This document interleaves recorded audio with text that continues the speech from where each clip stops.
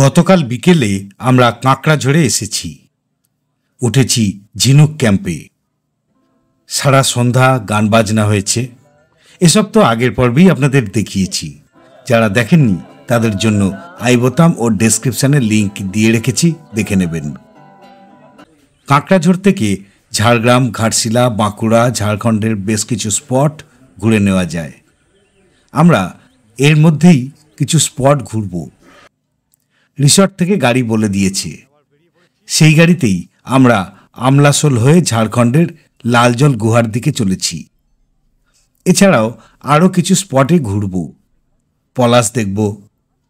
আপনারাও সঙ্গে থাকুন, আপনাদেরও দেখাবো।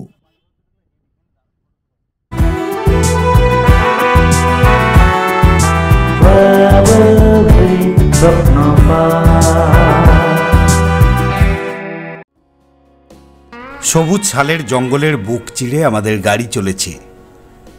এই পথ ধরে যেতে যে কি ভালো লাগছে তা আপনাদের বলে বোঝাতে পারবো না। অকৃপণ হাতে ঈশ্বর এখানে জঙ্গলকে সাজিয়েছেন। বসন্তের ঝরা পাতা যেন জঙ্গলে কার্পেট বিছিয়ে রেখেছে। প্রকৃতির এইসব অনির্বচনীয় শোভা মানুষকে বুঝতে শেখায় যে এই পৃথিবীর সবটাই কৃত্রিম নয়। প্রকৃতিতে যত বেশি সময় কাটাবেন ততই নিজেকে উপলব্ধি করতে পারবেন। এক সময় আমরা জঙ্গল ছাড়িয়ে একটা আদিবাসী গ্রামের মধ্যে এসে পৌঁছালাম। রাস্তার দুপাশে সুন্দর সাজানো গোছানো মাটির বাড়ি, বেশ ভালো লাগছিল দেখতে।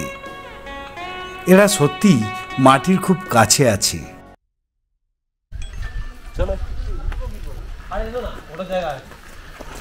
আমরা এসে পৌঁছে গেছি লালজল গুহায়।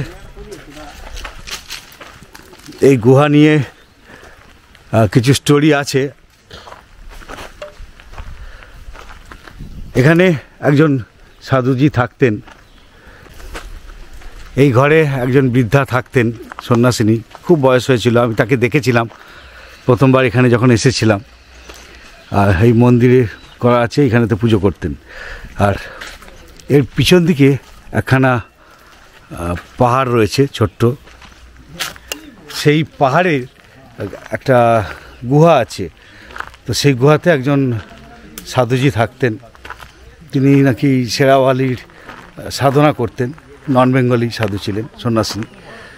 তো সেই ব্যক্তির সাথে এখানে গ্রামের অনেকেই বাঘ দেখেছে। কেউ বলেন যে তিনি বাঘ পুষতেন, কেউ বলেন যে ওই শেরাওয়ালির বাঘই ওটা ছিল। তার নাকি অনেক অলৌকিক ক্ষমতা ছিল। যে রাস্তাটা দিয়ে এলাম, এই রাস্তায় বড় পাথরের একটা ঢিবি ছিল। সেই ঢিবি কেটে রাস্তাটা উনিই বানিয়েছিলেন, কোদাল দিয়ে কেটে। আর এই সামনে রাস্তা উঠে গেছে পাহাড়ে। চলুন সেটা দেখাই।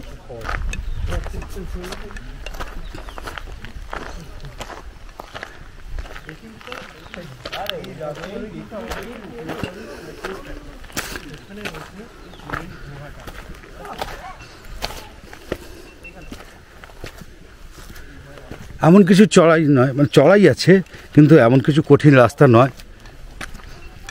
আপনারা এখানে উঠে আসতেই পারেন। এই আমরা প্রায় উঠেই এসেছি, সামান্যই হাইট। গুহাটা হচ্ছে ওইখানে, ওই যে বড় ঢিবিটা দেখা যাচ্ছে পাহাড়ের ওইখানটায়।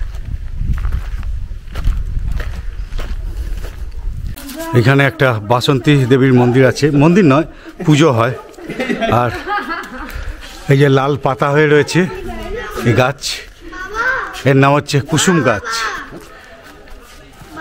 এই যে পাহাড়টা রয়েছে পিছনের, এই পাহাড়ের নামই হচ্ছে লালজল পাহাড়। গুহাটা এই লালজল পাহাড়ই। একদম রক ক্লাইম্বিং যাকে বলে, তাই এইটুকু রাস্তা উঠতে গিয়ে হাঁপিয়ে যাচ্ছি। আর এখন পাতা ঝরার মরশুম, তো শুকনো পাতা পড়ে আছে। এইটা একটু বিপজ্জনক হয়ে গেছে। শুকনো পাতায় পা পড়লে স্লিপ করে যাচ্ছে। এই যে সব উঠে আসছে পাখিরা। যেতে হবে। তীর চিহ্ন দেওয়া আছে, একটা মার্ক করা আছে। ডান দিকে যেতে হবে এরপর। এই হচ্ছে সেই গুহা নাকি? হ্যাঁ, এই হলো সেই গুহা। এই গুহাতেই এরকম সেই সাধু বাবা থাকতেন। আর একটা বিশেষত্ব হচ্ছে এই গুহাতেই নাকি কিছু প্রাচীন গুহা চিত্র পাওয়া গেছিল। এখানটাতে যদি একটু উঠতে পারা যায়, আমি একটু চেষ্টা করে দেখছি। এই যে ভিতরে দেখা যাচ্ছে চামচিকে উড়ে বেড়াচ্ছে। ভিতরেতে উঠে এসেছি, ঢুকে গেছি। গোয়া থেকে বেরিয়ে আসলাম। গোয়া থেকে আরও উপর দিকে যাওয়া যায়, কয়েকজনকে তো যেতে দেখলাম।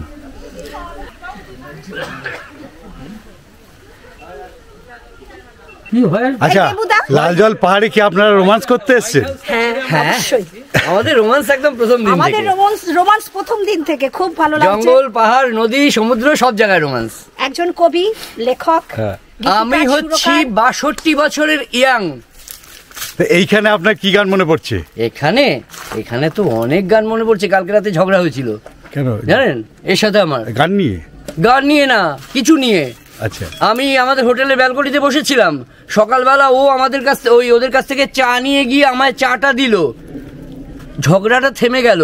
সঙ্গে সঙ্গে আমি গাইলাম, এক কাপ চা নিয়ে তুমি এসে দাঁড়ালে, ভুলে গেছি কাল রাতে অভিমান করেছিলে, ভালো আছি আমি আজ, নিজেকে শুধরে নিয়ে হাতখানি বাড়ালেম, এক কাপ চা। বাহ, লালজল পাহাড় আপনাদের কেমন লাগলো? ভীষণ ভালো লেগেছে, খুব এনজয় করছি। আমি একজন প্রাইভেট স্কুলের টিচার, আর এবং টিভি সিরিয়াল টুকটাক করি, রিলস করি, সব করি। রিসেন্ট আমার একটা কবিতার বই বেরোলো আন্তর্জাতিক বইমেলায়, আর বইমেলাতে ওর বই বেরোলো। ও কবি, ভারতবর্ষ বইয়ের নাম। ওটা কি প্রকাশন? আনন্দ প্রকাশন থেকে। খুব ভালো লাগলো আপনাদের সঙ্গে আলাপ করে, খুব ভালো লাগলো।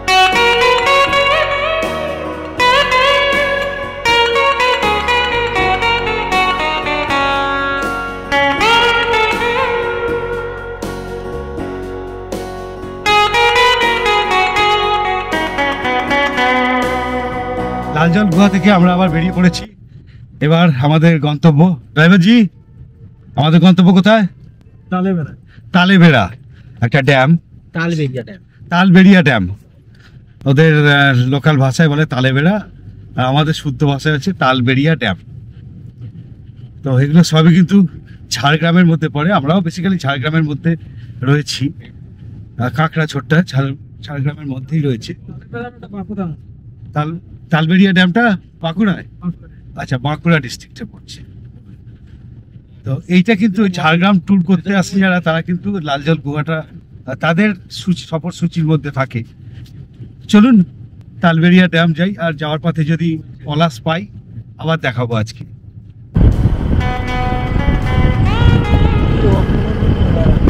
রাস্তার ধারে পলাশ ফুটে আছে, দেখতে পাওয়া যাচ্ছে।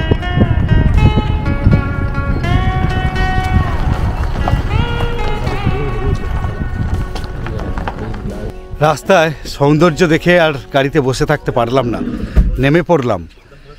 সামনেই রয়েছে কুসুম গাছ, লাল পাতা নিয়ে, আর পলাশ ফুটে রয়েছে। লোভে পড়ে নেমে পড়লাম, সৌন্দর্যে আকৃষ্ট হয়ে নেমে পড়লাম। এই যে দেখুন, কুসুম গাছ লাল হয়ে আছে, আর ওই দূরে পলাশ ফুটে রয়েছে প্রচুর পরিমাণে। এই দেখুন, আমরা চলতে চলতে গাড়ি থেকে নেমে ঢুকে পড়েছি রাস্তার পাশেই পলাশের জঙ্গলে। এখানে সব গাছেই পলাশ রয়েছে, তবে পলাশগুলো সব একটু উপরের ডালে রয়েছে, আর মোটামুটি সবকটাই পলাশ গাছ। দেখুন কি দারুণ লাগছে, পলাশের রং ফেটে পড়ছে, বসন্তকে রঙিন করে ফেলেছে। চলুন আমরাও পলাশের রঙে রঙিন হয়ে যাই।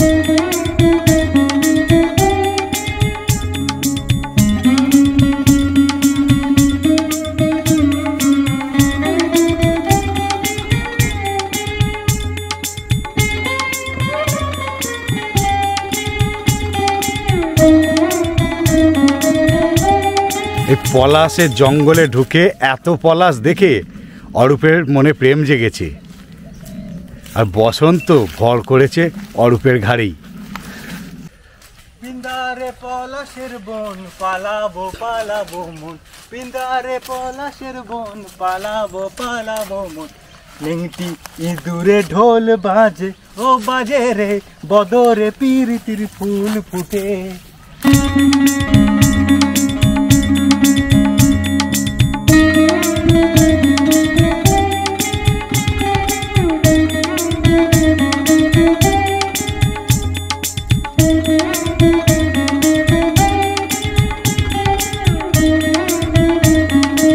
পলাশ কুসুমের জঙ্গলে অনেক ঘোরাঘুরি হলো, অনেক ছবি শ্যুট করা হলো, আনন্দ করা হলো। আবার ফিরে যাই গাড়িতে।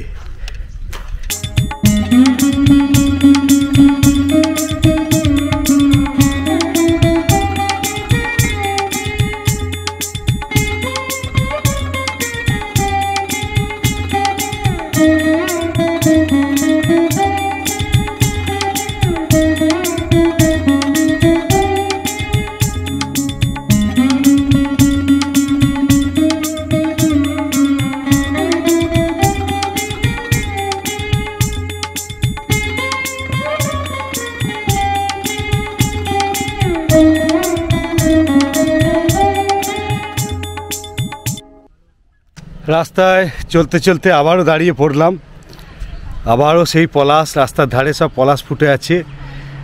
আমার পিছনেই তো কত পলাশ ফুটে রয়েছে, দেখতে পাচ্ছেন নিশ্চয়ই। চলুন, পলাশের খোঁজে বেরিয়েছি, আবারও পলাশ দেখাই, আরও পলাশ।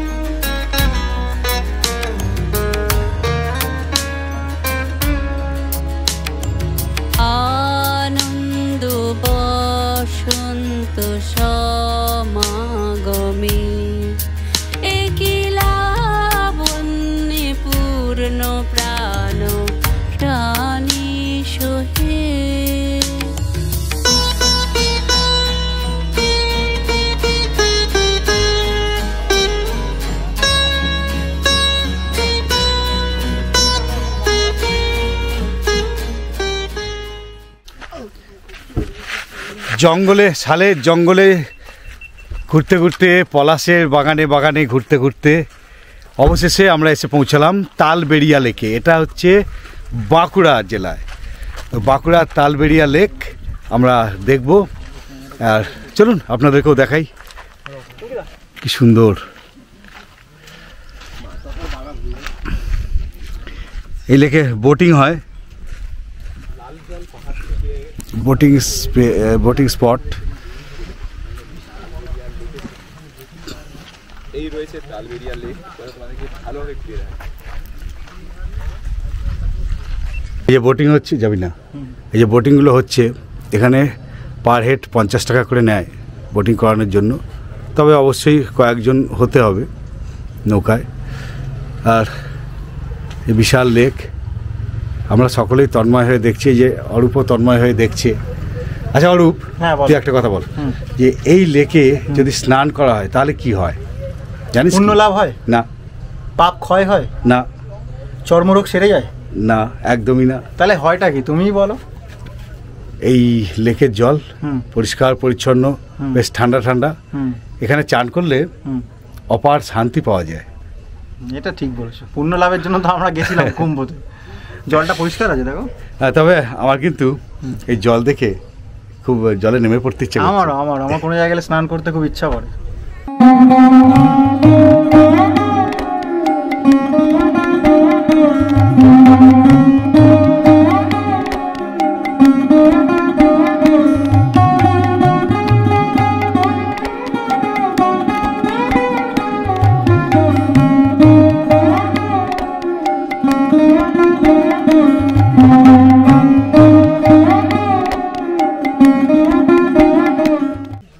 এই লেকটা কিন্তু বেসিক্যালি বাঁধ দিয়ে তৈরি করা হয়েছে, আর আমরা দাঁড়িয়ে আছি এই মুহূর্তে বাঁধের উপর থেকেই লেকটাকে দেখতে হয়। আর লেকটা আমার পিছনেই দেখতে পাওয়া যাচ্ছে, আপনারা তো দেখছেনই, খুব সুন্দর লেকটা। বাঁকুড়ার একটা স্পট, এখানে আসলে কিন্তু আপনি বাঁকুড়া যদি ঘুরতে আসেন তাহলে কিন্তু এই তালবেড়িয়া লেকটা এক্সপ্লোর করতেই পারেন। আমরা কাঁকড়াঝোড় থেকে এই বাঁকুড়ার এই তালবেড়িয়া লেকটাকে এক্সপ্লোর করছি। কাঁকড়াঝোড় থেকে কিন্তু খুব বেশি দূরে নয় এটা।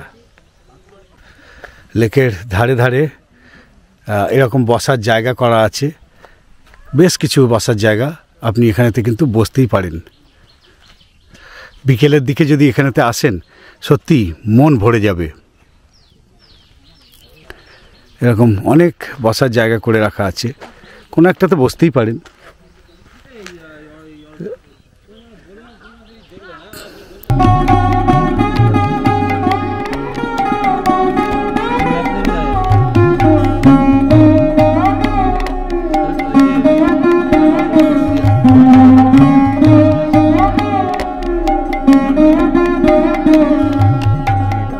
তালবেড়িয়া লেক থেকে এবার আমরা বেরিয়ে পড়েছি।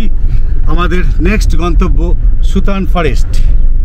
জঙ্গলে যাব, জঙ্গলের মধ্যে দিয়েই অবশ্য আসছি, ঘুরছি, বেড়াচ্ছি, তাও জঙ্গলেতে তো নামিনি এখনো পর্যন্ত। চলুন নামি, সুতান ফরেস্টের সৌন্দর্য উপভোগ করি।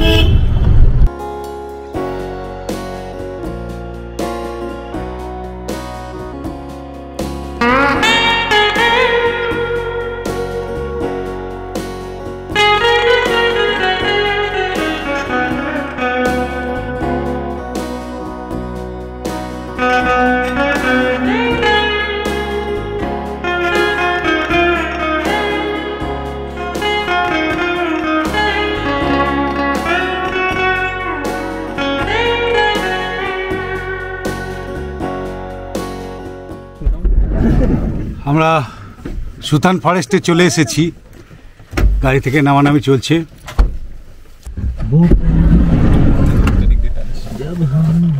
এই হলো সুতান ফরেস্ট, চারিদিকে ঘন জঙ্গল, শাল, মহুয়া আর পলাশ তো এখানে দেখতে পাচ্ছি না, আরও অনেক কিছু গাছ আছে যেগুলো আমরা হয়তো চিনি না। তো দারুণ একটা অ্যাম্বিয়েন্স। এই যে হেঁটে হেঁটে আসছে অরূপ, পায়ের আওয়াজটা শুনুন। এই জঙ্গলে কিন্তু বন্য জীবজন্তু থাকতে পারে, সাপ থাকতে পারে, তো খুব সাবধানে আপনারা যাতায়াত করবেন। আমি আর বেশি দূর গেলাম না, আমি অতটা গিয়ে ফিরে আসলাম, কিন্তু জঙ্গলের মধ্যে একটা আলাদা শান্তি আছে। এই হাঁটতে গিয়ে যে আওয়াজটা হচ্ছে সেটা কিন্তু বেশ ভালো লাগছে, পায়ের নিচে নরম নরম।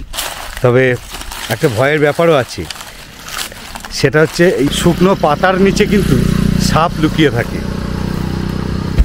আর আরেকটা জিনিস বলি, এইখানে একটা ওয়াচ টাওয়ারও আছে, সেই ওয়াচ টাওয়ারটা থেকে আপনারা উঠে দেখতে পারেন। এই হলো ওয়াচ টাওয়ার, চলুন ওয়াচ টাওয়ারে উঠি।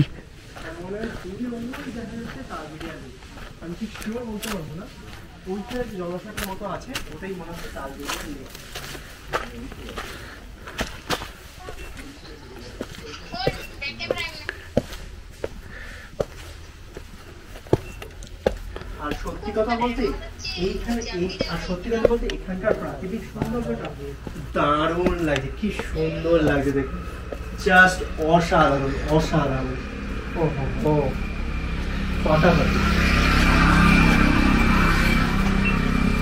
এবার দেখুন উপর থেকে কি ভালো দেখাচ্ছে, দুর্দান্ত। দূরে পলাশ ফুটে রয়েছে, ক্যামেরায় হয়তো ধরা পড়ছে না, লাল লাল হয়ে রয়েছে। আর এই সামনে পুরো সবুজের মধ্যে একটাই পলাশের গাছ, সবুজ যে মাঝখানে লাল হয়ে রয়েছে, দুর্দান্ত। তবে একটা কিন্তু রিস্কের বিষয় রয়েছে, এই যে রেলিংটা, এখানে কিন্তু কোনো রেলিং দেওয়া নেই। রেলিং ছিল, সেটা ভেঙে গেছে, পুরো ফাঁকা।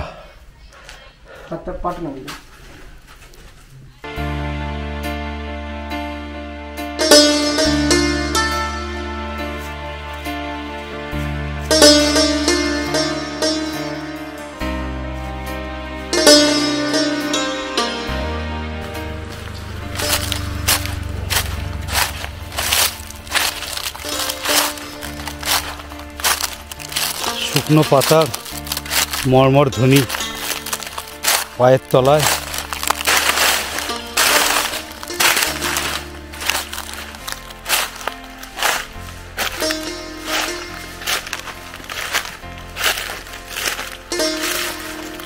সামনের দিকে সোজা জঙ্গল চলে গেছি, দুর্দান্ত। That's fine. চারিদিকে গাছ,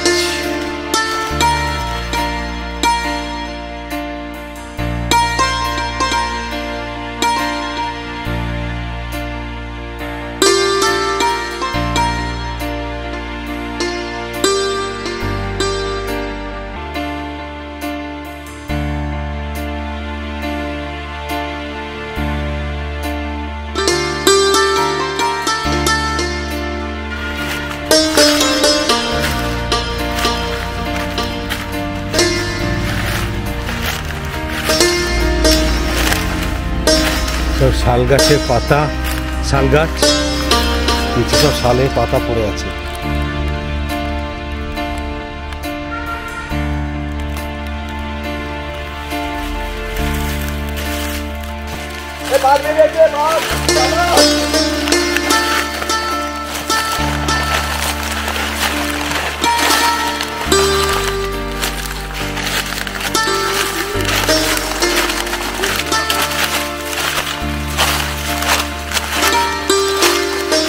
দারুণ লাগছে। আসলে আমরা তো এরকম জঙ্গলেতে ঘোরার তো খুব একটা সুযোগ পাই না, আজকে এখানে পেয়েছি। কলার স্বর, পাতার মর্মর ধ্বনি সব কিছু একসাথে মিলেমিশে একাকার হয়ে গেছে। সবুজ সবুজ আর সবুজ। জঙ্গল যে এত সুন্দর হতে পারে, জঙ্গলের মধ্যে দিয়ে ঘুরে বেড়ানো যে এত ভালো লাগতে পারে, সেটা জঙ্গলে ঢুকেই বুঝতে পারছি। আমরা সুতান ফরেস্ট থেকে বেরিয়ে পড়েছি। এখন বাজে তো অনেক বেজে গেছে, 3টে বাজে, 3:15 বাজে। পেটে পুরো ডন দিচ্ছে, এবার রিসর্টে যেতে হবে, আর কিছু করার নেই। তাহলে আমরা যদি ভিডিও লাগে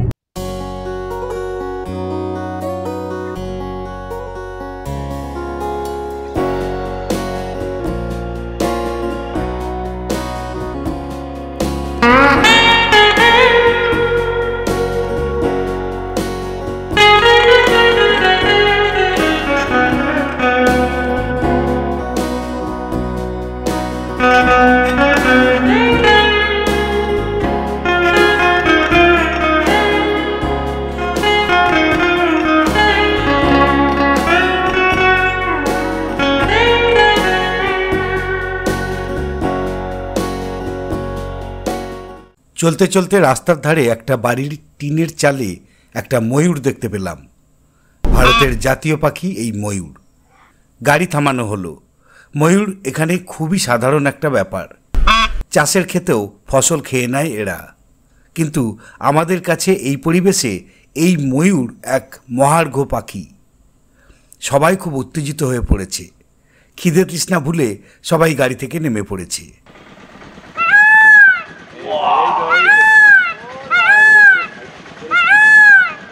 এ বাড়ির চালেতে এরকম বসে রয়েছে, আর এটা জংলি ময়ূর।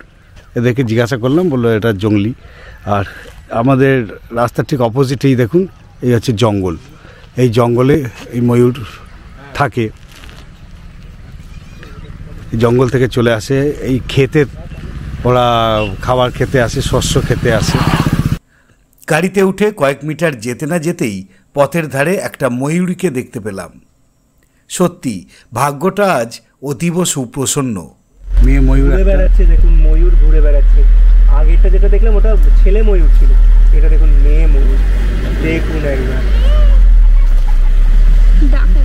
তোর এখানে রয়েছে বয়ফ্রেন্ড, চলে যাচ্ছে। একটু বাদে জল কেনার জন্য আবার গাড়ি দাঁড় করানো হলো। দোকানের সামনে একজন গৃহবধূ ঘাসের দড়ি বানাচ্ছেন, তার সাথেও একটু কথা বললাম। দিদি এটা কি ঘাস? বাবুই ঘাস। বাবুই ঘাসের দড়ি। এখানে আর এক ধরনের ঘাস আছে, ওই লেবু লেবু গন্ধ ছাড়ে, লেমন গ্রাস। তুমি কিছু কিনবে? আমরা আমাদের রিসর্টে এসে পৌঁছেছি। কাঁকড়াঝোড় ঝিনুক ক্যাম্প। ঢুকছে, বাবা রে বাবা, এখন 4:30 বেজে গেল। এই পর্ব অনেকটাই বড় হয়ে গেল, তাই এখানেই শেষ করছি। পরের পর্বে রিসর্টে আরও একটা জমজমাট সন্ধ্যা দেখাবো, সেই সাথে থাকবে এখানকার খাবারের বিভিন্ন পদ। এই পর্ব আপনাদের কেমন লাগলো জানাবেন, ভালো লাগলে অবশ্যই একটা লাইক দেবেন। চ্যানেলটা যদি আপনার সাবস্ক্রাইব না করা থাকে তাহলে এমন ভ্রমণমূলক আরও ভিডিও দেখার জন্য চ্যানেলটা এখনই সাবস্ক্রাইব করে রাখুন। এক একটা ট্র্যাভেল ভিডিও নির্মাণের জন্য প্রচুর অর্থের পাশাপাশি অনেকটা মোটিভেশনেরও প্রয়োজন হয়। আপনারা যেভাবে উৎসাহ দিয়ে চলেছেন তার জন্য আন্তরিক কৃতজ্ঞতা জানাই।